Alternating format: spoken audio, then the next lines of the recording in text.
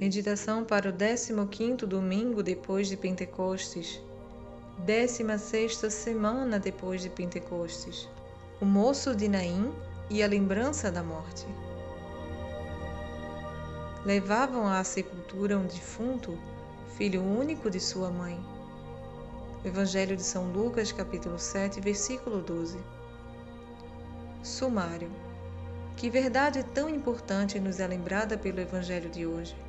O filho da viúva de Naim era novo, herdeiro único de seu pai, consolação única de sua mãe, amado de seus concidadãos, que por isso acompanhavam o cortejo fúnebre.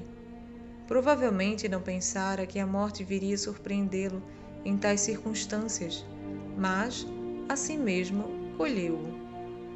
Nada, pois, mais certo do que a morte, mas nada mais incerto do que a hora da morte. Se pensássemos muitas vezes nesta grande máxima, não pecaríamos nunca e estaríamos sempre preparados para morrer. Refere São Lucas que Jesus ia para uma cidade chamada Naim, e iam com ele os seus discípulos e uma grande multidão de povo. E quando chegou perto da porta da cidade, eis que levavam um defunto a sepultar, filho único de sua mãe, que já era viúva, e vinha com ela muita gente da cidade. Antes de prosseguirmos, meu irmão, refletamos nesta primeira parte da narração evangélica e lembremo-nos da morte. É fora de dúvida que devemos morrer. Cremos nesta verdade não porque é um ponto da fé, mas porque a vemos também com os nossos olhos, pois que cada dia se repete o fato do Evangelho: um defunto é levado à sepultura. Se alguém se quisesse iludir pensando que não há de morrer, não seria tido por herege, mas sim por louco, que nega a evidência. É pois certo que havemos de morrer. Contra cada um de nós já foi lançada a sentença inapelável. Está decretado que os homens morram uma só vez. Mas onde é que morreremos? Como? Quando? Ninguém o sabe. Nada mais certo do que a morte, diz o idiota, e ao mesmo tempo nada mais incerto do que a hora da morte. O filho da viúva de Naim era novo, na flor dos anos, herdeiro único de seu pai, única consolação de sua mãe, amado de seus concidadãos, que por isso acompanhavam o cortejo fúnebre.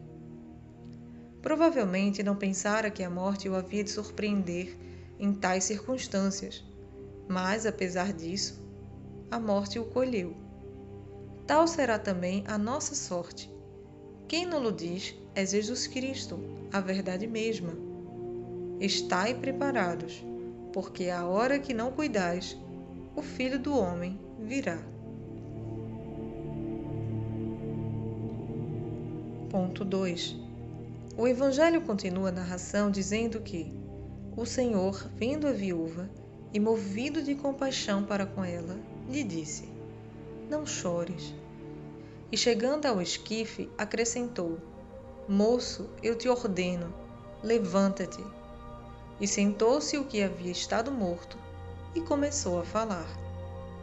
Deste modo, Jesus Cristo aproveitou-se da morte daquele moço para fazer um grande milagre, que consolou uma mãe extremamente aflita e confirmou no bem os assistentes, que glorificavam a Deus e diziam: um grande profeta levantou-se entre nós, e Deus visitou o seu povo. É o que o Senhor continua ainda sempre a fazer nas almas por ele remidas pela meditação sobre a morte. Serve-se desta lembrança para consolar a Igreja, nossa mãe, pela ressurreição espiritual de tantos pecadores, seus filhos. E depois de os ressuscitar, serve-se ainda da mesma consideração para os fazer perseverar no bem, enchendo-os de um temor salutar. Procura tu também ter sempre diante dos olhos o pensamento da morte. Fazendo isto, se és pecador, ressuscitarás depressa à vida da graça. Se, como espero, és justo, o Espírito Santo te assegura que nunca mais tornarás a cair no pecado.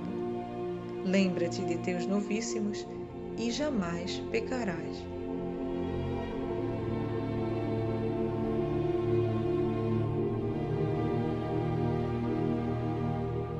Conclusão.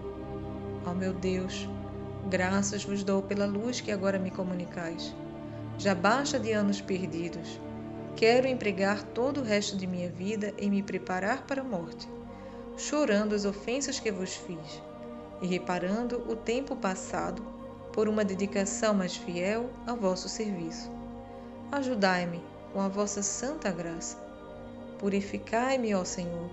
Fortalecei-me com a vossa contínua piedade. E porque sem vós nada pode subsistir, sustentai-me sempre com os vossos dons. Doce coração de Maria, sede minha salvação. Amém.